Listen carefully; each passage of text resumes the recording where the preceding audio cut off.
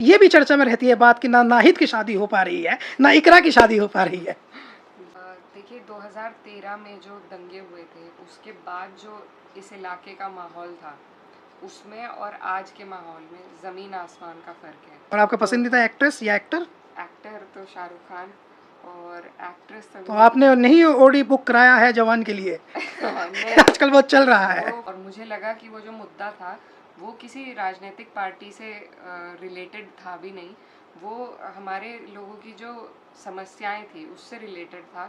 तो मुझे वहाँ पर ऐसा मुझे नहीं लगा कि मैं यहाँ हीरो बन जाऊँगी जाके।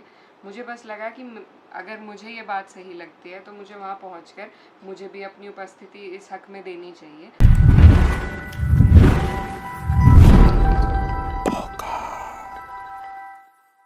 नमस्कार, मेरा नाम है आस मोहम्मद कैफ और आप देख रहे हैं द भोकाल। आपने जो प्यार हमें दिया है और हमारे इस यूट्यूब चैनल को जो लोकप्रियता आप दे रहे हैं उसके लिए आपका सबका धन्यवाद। और आज हम आपकी जिस प्रतिभा से आपको रूबरू करा रहे हैं पश्चिम उत्तर प्रदेश में सबसे जबरदस्त नेता है, कैराना के सांसद मनव्वर हसन, कैराना की पूर्व सांसद तबस्सुम हसन की बेटी और कैराना के सांसद रहे अख्तर हसन की पोती और वहां के विधायक नाहिद हसन की बहन इकरा हसन का इंटरव्यू आप देख रहे हैं। इनसे हम बात कर रहे हैं कि उनके जीवन में राजनीति में आने का उनका क्या कारण रहा है और किस प्रकार की उनकी प्रतिभा है, उनको हम समझने की कोशिश कर रहे हैं। इकरा जी से आज हम उनके व्यक्तित्व को जानने की कोशिश करेंगे और पॉलिटिकल एपॉलिटिकल बातचीत करेंगे। खासकर हमारा जोर इस बात पर रहेगा कि वो कितना समझती हैं, कितना जानती हैं और उनका व्यक्तित्व किस प्रकार का है, ये समाज के सामने आए। इकरा जी, हम आपका बहुत स्वागत करते हैं। बहुत बहुत धन्यवाद आपका। इकरा जी, मैं समझता हूँ कि हम ये ज़रूर जानना चाहेंगे कि आपका बचपन कैसे गुजरा है और आप अपने बारे में खुद ही पहले हमारे लोगों को आप प्लीज़ कुछ बताएं कि आपकी पढ़ाई लिखाई कहाँ हुई, आपके पेरेंट्स और फैमिली के बारे में कुछ। जी, मेरी फैमिली कैराना एक छोटा कस्बा है शामली डिस्ट्रिक्ट में, वहाँ पे हम लोग सब सेटल्ड हैं, वहाँ से मैं बिलोंग करती हूँ। और मेरी पढ़ाई मुझे बचपन में हॉस्टल भेज दिया गया था, तो क्लास 1 से 12 तक मैं दिल्ली में एक हॉस्टल में थी, गर्ल्स हॉस्टल में। और उसके बाद फिर पढ़ाई में के लिए दिल्ली ही रहना हुआ। ग्रेजुएशन करी मैंने लेडी श्री राम से, उसके बाद डीयू में फैकल्टी ऑफ लॉ से मैंने एलएलबी की और फिर मैं मास्टर्स के लिए लंदन चली गई थी। लंदन में मास्टर्स आपने किया, तो क्या जी, आपके सब्जेक्ट थे मास्टर्स करते समय? मेरा इंटरनेशनल लॉ एंड पॉलिटिक्स। तो ये तो बड़ी अद्भुत कहानी आपने कह दी है। कम से कम हमें पहले इस सवाल का जवाब तो मिल गया है कि आप सियासत में इतनी मैच्योर क्यों हैं। इसका कारण ये है कि आपका लंदन से आपने पॉलिटिक्स की पढ़ाई की और देश में आपने वकालत सीखी। जी, ऐसा कह सकते हैं, पढ़ाई का बहुत बड़ा योगदान रहा है मेरे व्यक्तित्व को बनाने में। तो आपकी बातचीत से मुझे ऐसा लगा इकरा जी, जैसे आपने बताया कि आप फर्स्ट टू ट्वेल्थ हॉस्टल में चली गई थी। जी, मैं फिर से कह रहा हूँ, जी, आप फर्स्ट टू ट्वेल्थ हॉस्टल में चली गई थी। जब आप फर्स्ट में गई थी तो 5 साल की रही होंगी या 6 साल की। जी, 5। और उस समय आपकी अम्मी तबस्सुम हसन, जो कैराना से सांसद भी रही, वो आपके साथ नहीं थी। नहीं। आपके पापा उस समय राजनीतिक तौर पर बहुत एक्टिव थे। जी, भाई आपके नाहिद हसन, वो कहाँ रहते थे? वो भी हॉस्टल में थे। उसी हॉस्टल में? नहीं, वो देहरादून में थे हॉस्टल में और मैं दिल्ली में थी। तो हम दोनों की पढ़ाई जो है वो स्कूलिंग घर पे नहीं हो पाई, क्योंकि बहुत व्यस्त मेरे वालिद रहते थे और मम्मी भी उसी चक्कर में व्यस्त रहती थी। तो फिर हमें इसीलिए बाहर भेजा गया था, पहले भाई को और फिर मुझको। तो जब आप हॉस्टल में पढ़ रही थी तो 5 या 6 साल की आप रही होंगी। जी, उस समय माँ को मिस करते हैं, पापा को मिस करते हैं। जनरल थ्योरी, एक जनरल समस्या है, बेसिक जी, है। जी, आपने भी किया होगा मिस। बिल्कुल, बहुत ज़्यादा। तो वो तकलीफ जो आप इतने समय, लंबे समय तक दूर रही, जी, तो वो आम बच्चों से अलग ज़िंदगी है। जी, कुछ मेमोरी है? बिल्कुल, बहुत ज़्यादा मेमोरी है। शुरू में बहुत मुश्किल था, क्योंकि एक अपने परिवार में रहने का जो पैम्पर्डनेस होती है, जो सर चढ़े हो जाते हैं बच्चे, वो वहाँ पर नहीं हो पाता। आप किसी भी सब काम आपको अकॉर्डिंगली करने पड़ते हैं, जो रूल्स हैं। कोई भी काम ऐसा नहीं है जिसमें आप ज़िद करके नहीं करना है, उस तरह की जो बच्चों की हरकतें होती है वो हॉस्टल वगैरह में चल नहीं पाती। तो एक तरीके से अब अगर रेट्रोस्पेक्ट में देखा जाए तो काफ़ी डिसिप्लिन उस वजह से आया है, लेकिन उस दौरान काफ़ी मुश्किल रहा था। अब इतनी स्ट्रॉन्ग अंदर से मैं हो गई हूँ कि मैं कहीं भी रह सकती हूँ। ऐसा मुझे कभी अब ये फ़ील नहीं होता कि मैं घर से अलग हूँ। हर जगह को घर बनाने की आदत शायद बचपन से ही लग गई थी। लेकिन कहीं से ऐसा भी आपको लगता है कि आपका कहीं बचपन आपका किल हो गया? एक बचपन भी तो होता है ना, गलियों का, मोहल्लों का, जी। परिवार का। बिल्कुल, उस तरह का नहीं था लेकिन दूसरी तरह का था।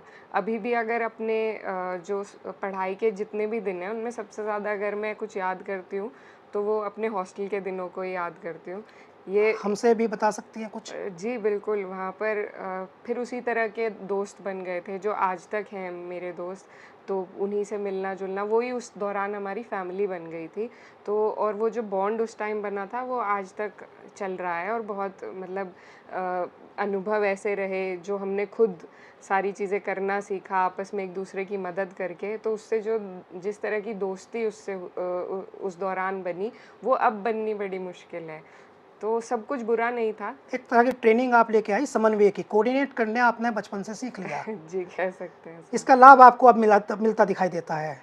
डायरेक्टली तो नहीं पर हाँ, सब चीज़ें बन जाती हैं एक वो बना देती हैं आपके लिए रास्ता आसान करने की भूमिका, तो वही है। लेडी श्री राम कॉलेज में आप पढ़ने चली गई उसके जी, बाद में। जी, तो लेडी श्री राम कॉलेज में जो लड़कियां पढ़ती हैं, जी, उनके बारे में जो है वो बहुत देश भर में ये कहा जाता है कि बहुत अल्ट्रा मॉडर्न होती हैं जी, और बहुत हाईली एम्बिशियस होती हैं। जी, तो एम्बिशन तो आपकी भी मुझे लगती है कि वो कहीं से दिखाई देती है, जी, लेकिन वो जो तारतम्य है, हुँ, वो जो संतुलन है, वहाँ पढ़ने वाली लड़कियाँ जी, जो दुनिया भर में पूरी दुनिया में, कोई कैलिफोर्निया में है, कोई बोस्टन में है, कोई लंदन में है जी, और कोई कैनबरा में है हुँ, और आप कैराना में हैं। जी, तो ये डिफरेंस कहीं से लगता नहीं कि सब मुझे कहाँ तुम यहाँ गांव कस्बा और वो भी कैराना ऐसा कस्बा जिसको लेकर लोग जो हैं ये कहते हों कि यहाँ लड़कियों पर तमाम तरह की पाबंदियाँ, यहाँ इवन स्कूलों में लड़कियों की प्रतिशतता किसी दूसरे सिटी की तुलना में बेहद कम, हुँ, खासकर उस कम्युनिटी में, मुस्लिम कम्युनिटी में साक्षरता का अनुपात बेहद कम और उनमें भी लड़कियों में साक्षरता का अनुपात उससे भी कम। जी, और आप इंग्लैंड पढ़ने चली गई जी, और फिर कैराना लौट आई, हुँ, यानी जाना था परवाज पर हुँ, और आ गई ज़मीन पर। दोबारा ज़मीन से परवाज़ करेंगे ना, तो इसलिए वापस आना पड़ा। मैं आपका पहले सवाल का जवाब देना चाहूँगी, जो आप एलएसआर के लिए बता रहे थे कि वहाँ की लड़कियाँ बहुत अल्ट्रा मॉडर्न, तो वो किसी उसमें नेगेटिव कॉनोटेशन नहीं, मुझे नेगेटिव लग नहीं है वो। हाँ, नहीं वो अल्ट्रा मॉडर्न थॉट प्रोसेस है। यस, वही कह रहे हैं, हाँ, तो वहाँ पर वही कह रहे मतलब हैं। वहाँ पर जो पढ़ाई जिस तरीके की होती है, तो वहाँ पर हमारे यही सिखाया जाता है कि आप किसी से कम नहीं हैं। एक फेमिनिस्ट आइडियोलॉजी के तरफ ज़्यादा झुकाव है कॉलेज का हमारे, तो और फेमिनिज़्म में यही सिखाया जाता है कि सब बराबर हैं, हमें कहीं भी अपने आप को किसी से कम नहीं मानना है। तो उस हिसाब से वो बहुत अच्छी वहाँ की भी जो ये सारी ही चीज़ों की इनकलकेशन रही वो बहुत ज़बरदस्त रही और बहुत वहाँ से सीखने को मिला पढ़ाई के लिए। जो रिसर्च की बेसिस थी वो वहीं से सीखी मैंने और बहुत चीज़ें। तो एक बहुत अच्छा एक्सपोज़र रहा उस कॉलेज में पढ़ने का और वहीं से फिर आगे का रास्ता खुला। तो ये जो आपके अंदर दृढ़ता है और आपके अंदर की जो मजबूती है, जिसको पूरी दुनिया में खासकर चूँकि वो पूरी दुनिया में मशहूर हुई बात और खासकर हम उसको भारत में तो वो मीडिया हाइलाइट्स बना था कि आपकी मदर जो हैं तबस्सुम हसन जी, जी, उनको उनको पुलिस जो है वो तलाश रही थी और भाई जो थे आपके, जी, उनको सलाखों के पीछे भेज दिया गया था और जी, ऐसी परिस्थिति में पूरे चुनाव को आपके भाई के चुनाव को आपने उसको कमांड किया था। तो ये दृढ़ता उस समय ये सवाल था कि ये बड़ी प्यारी सी छोटी सी बच्ची है, आम भाषा थी जी, कि ये जी, बड़ी प्यारी सी छोटी सी बच्ची है और ये कैसे ये सब संभाल पाएगी। हुँ। तो ये कहीं से आपकी परवरिश और आपके हॉस्टल की दुनिया और आपके स्कूलिंग का ही ये इम्पैक्ट था। ऐसा कह सकते हैं लेकिन ऐसी कोई तैयारी नहीं थी कि ऐसा कुछ हो जाएगा। हमें पता नहीं था कि ऐसा भी वक़्त आएगा कि घर का कोई भी सदस्य बाहर नहीं होगा और मुझे ही कमान सँभालनी पड़ेगी। लेकिन शायद तैयारी इसीलिए ऊपर वाला हमारी करा रहा था कि इतना सब हम झेल सकें, कर सकें, उसको निभा सकें ज़िम्मेदारी को। तो ये तो सब ऊपर लिखा हुआ था, मेरा कोई इरादा नहीं था कि मैं इस तरीके से राजनीति में एंट्री करूं या राजनीति करने का कोई उस तरीके से इरादा नहीं था। हालांकि पॉलिटिक्स में इंटरेस्ट मुझे बचपन से रहा है, लेकिन एक एकेडमिक लेवल पे। तो एक्टिव पॉलिटिक्स का कोई खुद से इरादा नहीं था, लेकिन हालात ऐसे बनते गए, आज मैं यहाँ आपके सामने। आपने कहा पॉलिटिक्स से मेरा इंटरेस्ट है, भले ही अम्मी और अब्बू से आप दूर नहीं हो, लेकिन आपका इंटरेस्ट था। तो LSR, जिसे आप लेडी श्री राम कॉलेज कहते हैं, तो LSR में भी कोई आपकी एक्टिविटी थी, पॉलिटिकल एक्टिविटी? नहीं, बिल्कुल नहीं। मैं बहुत शाय नेचर की थी। तो हालांकि किताबें पढ़ना, जानकारी बटोरना, उस सब में दिलचस्पी थी, लेकिन वहाँ भी किसी तरह की ऐसी पार्टिसिपेशन, जैसे DU के इलेक्शंस बहुत फेमस हैं, उसमें तो हमारा कॉलेज पार्टिसिपेट नहीं करता था। लेकिन बाद में जब मैं फैकल्टी ऑफ लॉ में मेरा एडमिशन हुआ, तो वहाँ पर बहुत ज़्यादा डूसू इलेक्शंस का वो रहता है, एक टाइम होता है जब पढ़ाई भी साइड लाइन हो जाती है इलेक्शन की वजह से। लेकिन कुछ मेरी पार्टिसिपेशन पॉलिटिकल लेवल पे वहाँ पर नहीं थी बिल्कुल भी। हाँ, सब चीज़ें देखने की, जानने की और रिसर्च और पढ़ाई की, उस सब एरिया में थी। फोकस में मुझ पे जाए या मैं पार्टिसिपेट करूं, ऐसा नहीं था कॉलेज में। आप जब वहाँ पढ़ती थी जी। तो जाहिर है आपके लड़कियाँ जो हैं साथ में पढ़ रही थी, आपकी दोस्त भी थी, फ्रेंड सर्किल भी था, वो ये बात जानते थे कि आप एक बड़े पॉलिटिशियन जिनका बड़ा दबदबा है उस समय, अगर मनव्वर हसन साहब किसी को फ़ोन कर देते थे तो पिंडलियाँ काँप जाती थी लोगों की। बहुत मशहूर थे अधिकारियों में उनका कि अपना काम कराने के जो तौर तरीका उनका था, अपने लोगों का काम कराने का जो उनका तौर तरीका था, वो एक नज़ीर था। उत्तर प्रदेश के बलिया, गोंडा, बस्ती, बलरामपुर तक चर्चा होती थी कि वो जिस अंदाज में काम कराते हैं। तो ये आपकी जो फ्रेंड सर्कल था वो जानता था ये बात? नहीं। कोई मेमोरी कुछ हो याद? नहीं, ऐसा कभी मुझे ये ध्यान है कि कॉलेज तक भी मैंने कभी ऐसे बताया नहीं था कि मैं कुछ लोगों को, कुछ जो मेरे कॉलेज के कुछ फ्रेंड्स होते हैं और कुछ सर्कल में होते हैं, तो उन्हें तो बिल्कुल अंदाज़ा नहीं था। तो अब जब ये इलेक्शन 22 वाला हुआ और तब ये कवरेज इतना ज़्यादा हमारे चुनाव का हुआ, उसके बाद कई लोगों को पता लगा कि मैं एक पॉलिटिकल बैकग्राउंड से आती हूँ। वरना ऐसा कोई इस बारे में बात करने की कोई वो ही नहीं थी कभी भी कि मैं जताऊँ या बताऊँ कि ऐसे ऐसे मेरी फैमिली है, क्योंकि वहाँ पर ज़रूरत महसूस नहीं हुई कभी भी। तो जो बहुत क्लोज मेरे फ्रेंड्स थे उनको मालूम था, लेकिन ज़्यादातर एक्वेंटेंसेस जो हैं उनको इस बारे में जानकारी नहीं थी। हम डाइवर्सिटी को समझने की कोशिश कर रहे हैं कि आप जहाँ से आई हैं और जहाँ आई हैं, जी, वहाँ का जो डिफरेंसेज है बहुत बड़ा है। उसको पाटने का आपका अपना तरीका क्या है? पाटने का तरीका मुझे नहीं पता, पर मुझे खुद महसूस होता है कि जिस तरीके से मैं सम्मिलित हो गई, शायद मेरे अलावा और कोई इस तरीके से अपना लेता या यहाँ पर अपने आप को बसा लेता, ऐसा पता नहीं हो पाता या नहीं। मुझे भी इस बात का अंदाज़ा नहीं कि ये कैसे हुआ, लेकिन क्योंकि अपने घर से, अपने इलाके से और यहाँ की जितनी भी गतिविधियाँ रहती थी, हालांकि मैं पीछे बैकडोर में रहती थी, लेकिन मुझे सब अवेयर थी आप? अवेयर रहती थी मैं हमेशा। खासकर जब मेरे वालिद साहब का इंतकाल हुआ, तो उसके बाद से मेरी वालदा जो थी वो पॉलिटिक्स में आई, तो उनके साथ साथ उनसे कई चीज़ों की जानकारी हो जाती थी। और काफ़ी जो घर पे डाइनिंग टेबल वो डिस्कशंस होते थे, वो पॉलिटिक्स के इर्द गिर्द होते थे और अपने समाज के इर्द गिर्द होते थे। तो कभी दूरी मुझे महसूस नहीं हुई, मुझे हमेशा पता रहता था क्या चल रहा है, कैसा है। बस मेरा पार्टिसिपेशन नहीं था। आप ये कह रही हैं कि राजनीति जो है वो आपका रक्त चरित्र है, क्योंकि वो शराब में इसलिए बहता था मतलब कि कुछ लोग होते पारिवारिक गुण है। जो बात जब चल रही होती है, कुछ ऐसे भी लोग होते हैं जो इंटरेस्ट नहीं, मेरे को इंटरेस्ट रहता था हमेशा। अगर इस तरह की कोई बात चल रही है, तो हालांकि मेरी उसमें कोई योगदान नहीं था या मेरे होने से उस डिस्कशन में या ना होने से कोई फर्क नहीं पड़ता था, पर मेरे अंदर एक जिज्ञासा। फिर भी आप जंप करती थी? जी नहीं, मैं सुनती थी बैठ के।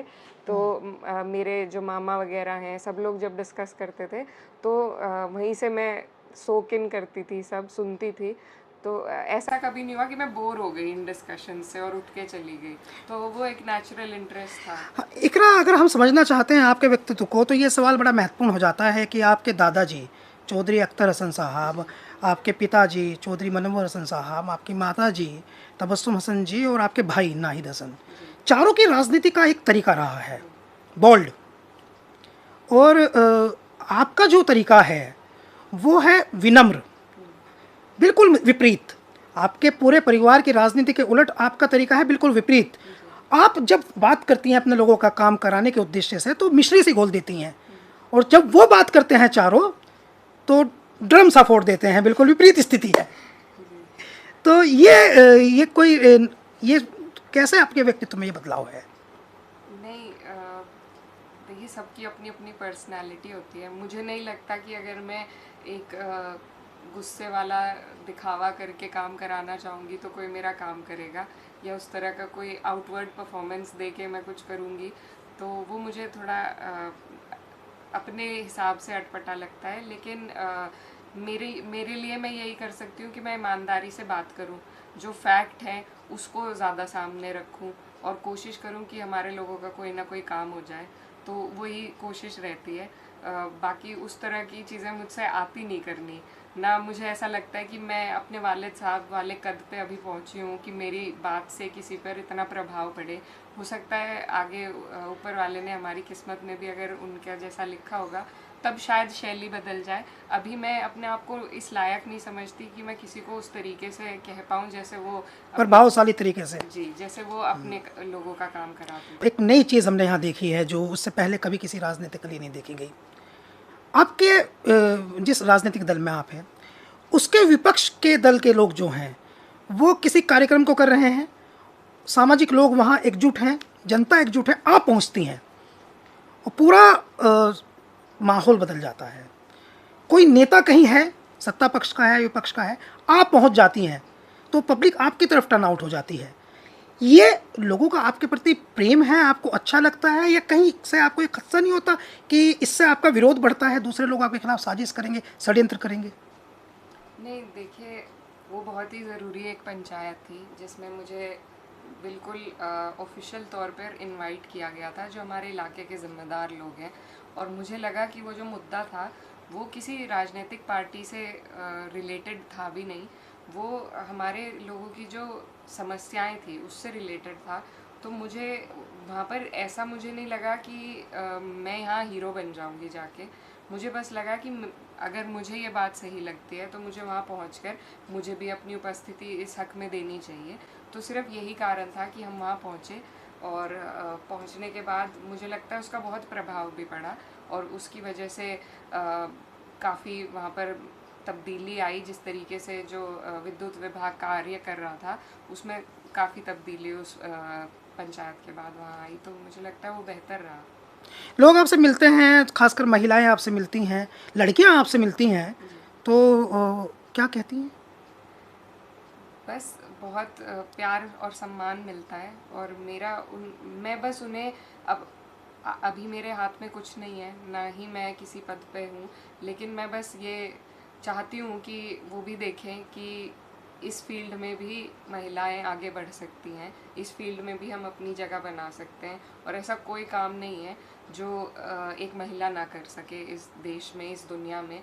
तो मेरी बस यही रहती है अपनी मनोकामना कि मैं उनसे मिलूं और उन्हें भी इस बारे में उनसे कुछ ना कुछ बात करूं। उन्हें भी अच्छा लगता है कोई बाहर से उनसे मिलने जाता है, क्योंकि अक्सर जो भी कैंपेन्स होती हैं या नेता लोग जो जाते हैं तो महिलाओं को एक तरीके से इग्नोर कर दिया जाता है। मेरे साथ ये होता है कि मेरा डबल टाइम लगता है, एक बाहर की बैठक में और एक फिर घर जाकर। लेकिन मैं कभी उस बात से परेशान नहीं होती कि मेरा डबल टाइम लग रहा है बाकी लोगों के मुकाबले।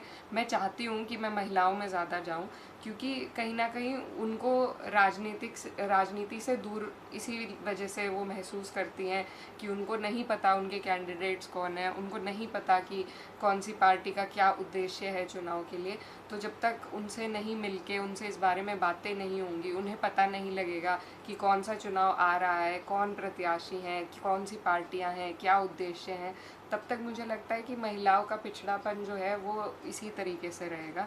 तो इसलिए मेरी पूरी कोशिश ये रहती है कि मैं उनसे जाके मिलूं, बात करूं और इस बारे में कहीं ना कहीं डिस्कशन पॉलिटिक्स का उनके साथ हो जाए। लड़कियां भी इस बारे में बात करती हैं कि सियासत को समझने की कोशिश करती जी हैं? बिल्कुल। किस तरह से उनके सवाल होते हैं जनरली? आप कोई पर्टिकुलर सवाल पे बात करें तो क्या पूछती हैं? देखिए, सवाल उनके यही होते हैं, अपनी ज़रूरत के सवाल अक्सर होते जी। हैं। लेकिन कुछ लोग पूछते हैं कि कोई हमें कॉलेज की सुविधा नहीं है या ट्रांसपोर्टेशन की सुविधा नहीं है। तो ये मुझे बहुत अच्छा लगता है जब इस तरीके के सवाल, क्योंकि उन्हें पता है, उन्हें इतनी जागरूकता है कि वो ये वाले सवाल कर पाएँ।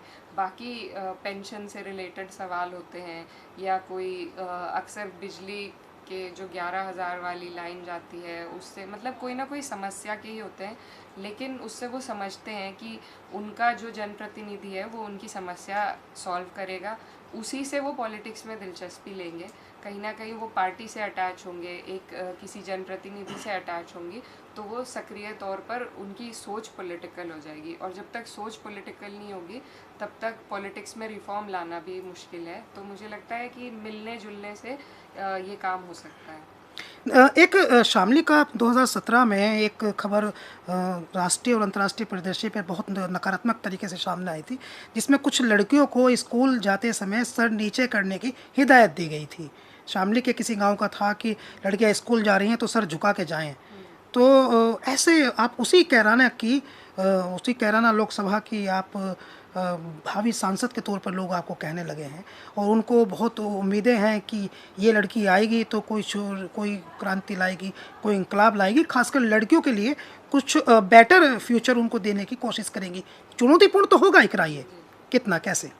देखिए, चुनौती सबसे बड़ी यही है कि कोई भी इस डायमेंशन का काम, इतने बड़े लेवल का काम, एक सरकार की सपोर्ट चाहिए रहती है उसमें। अभी क्योंकि दोनों ही स्तर पर सरकार विपक्ष भाजपा की है, तो उस हिसाब से मुश्किल ज़रूर रहेगा, लेकिन किसी ना किसी तरीके से हम लोग प्लानिंग करते ही रहते हैं। उम्मीद है कि ऊपर वाला हमारी प्लानिंग को कामयाब करे और कुछ ना कुछ इस तरह के इदारे की हम कोशिश कर रहे हैं कि लड़कियों के लिए जो बन जाए, जिसमें वो जाकर अब सुरक्षित महसूस करें और जो उनका हो, जहाँ वो ज़्यादा से ज़्यादा सीख सकें और आगे बढ़ने का काम कर सकें। तो ऐसी कोशिश है, इसमें थोड़ा टाइम ज़रूर लग सकता है, लेकिन हम लोग इस एंगल पर काम कर रहे हैं। इकरा एक बहुत ज़रूरी सवाल है। सड़क, पानी, बिजली पर तो सामान्य तौर पर बातें होती रहती हैं, लेकिन एक बहुत ज़रूरी सवाल है। आप जिस कैराने से आती हैं और जो आपका अस्तित्व रहा है, अस्तित्व शब्द का हम बहुत जोर देकर इस्तेमाल कर रहे हैं, उसमें धर्म से ऊपर जो है वो जाति होती है। वहाँ एक नारा चलता है, गुजर गुजर एक समान, हिंदू है मुसलमान। एक परिवार के लोग, चाहे हुकम सिंह हो चाहे मनोहर सन हो, एक परिवार के लोग, कलशान खाप के लोग, चंदन चौहान उसी खाप से आते हैं, उसी से आप आते हैं, गोती बहन आपको बताते हैं। पूरे मतलब एक सोसाइटी है जिसमें जो है वो नफ़रत के लिए कोई जगह नहीं है।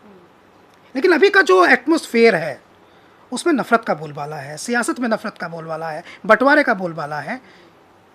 बहुत चैलेंजिंग काम है ये।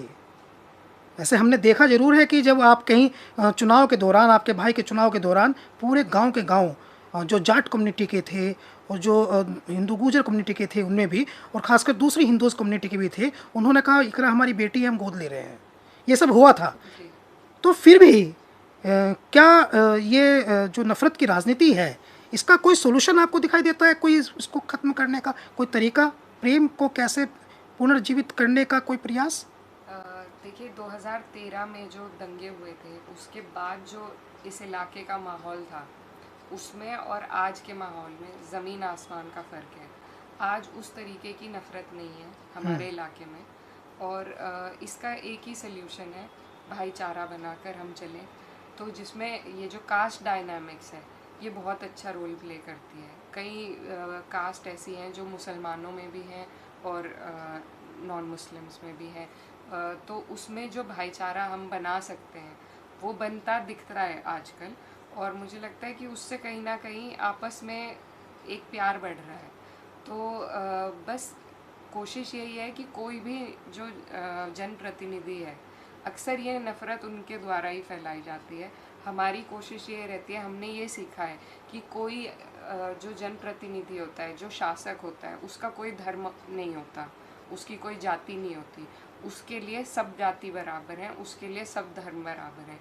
तो अगर ये चीज़ हम लोग जो इस फील्ड में अपने आप को आगे बढ़ाने की कोशिश कर रहे हैं, अगर हम सब इस सोच को अपना लें और सिर्फ नफ़रत इस ज़रिए फैलाने के बजाय हम ज़रूरी मुद्दों पे जो दोनों ही कम्युनिटीज़ के लिए फ़ायदेमंद हो, तो उससे ही हमारा समाज आगे बढ़ सकता है, अगर हम ऐसे कामों पे ध्यान दें। और हमारे यहाँ एक गन्ना बेल्ट है, तो सबसे ज़्यादा जो मैं कहूँगी बदलाव आया है वो किसानों की वजह से आया है। ये जो 3 कानून कैराना में एक नारा था, यहाँ जिन्ना नहीं गन्ना चलेगा। बिल्कुल, तो ये पूरी गन्ना बेल्ट है, और जो वहाँ पर जो हमारे शुगर मिल हैं उनमें जितने भी किसान जाते हैं हमारे, तो वो हर धर्म के हैं, हर बिरादरी के हैं। तो उनकी जब समस्याएं होती हैं वो है कॉमन। हाँ, आपदा में वो अपने आप को एकजुट महसूस करते हैं। जैसे उनके जो गन्ने का भुगतान है वो सरकार करा ही नहीं रही है, हर पेमेंट के लिए हमें धरने देने पड़ते हैं, और उन धरनों का भी कोई खास असर देखने को नहीं मिलता है।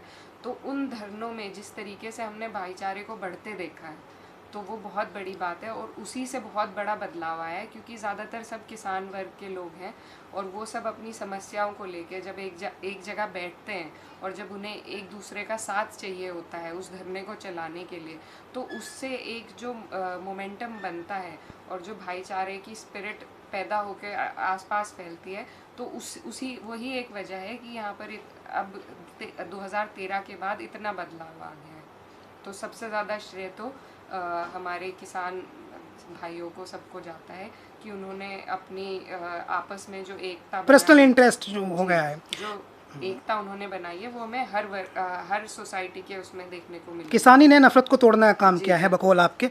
कुछ एक और मेरा पर्सनल सवाल आपसे है कि जैसे आप सियासत कर रही हैं और अब आपका ये प्रोफेशन सा हो गया है, तो आपके कुछ पर्सनल इंटरेस्ट नहीं है, हॉबीज़, और सामान्य तौर पर जो आम लड़के लड़कियों के यूथ के शौक होते हैं, तो कुछ आपका भी कुछ स्पेशल है, कुछ हिडन टैलेंट? नहीं, टैलेंट तो कोई नहीं है, और अब पर्सनल इंटरेस्ट जो हैं उनको भी परस्यू करने का टाइम नहीं है, लेकिन मुझे पिक्चरें देखना बहुत पसंद है। और आपका पसंदीदा एक्ट्रेस या एक्टर? एक्टर तो शाहरुख खान, और एक्ट्रेस तो आपने नहीं ओडी बुक कराया है जवान के लिए? नहीं, आजकल बहुत चल रहा है। वो फुर्सत ही नहीं है अभी, तो जब कभी मौका लगेगा या वो उस पर आ जाएंगी ऑनलाइन तो तब देखेंगे। वैसे यही एक, या फिर किताबें पढ़ लेते हैं। जी, आपकी पसंदीदा किताब? एक songs, letters I wrote to my mother, latest I love to my mother. अम्मी के नाम से वो किताब है, तो वो मेरी फेवरेट किताब है। इसलिए आप अपनी अम्मी के बहुत नज़दीकी हैं।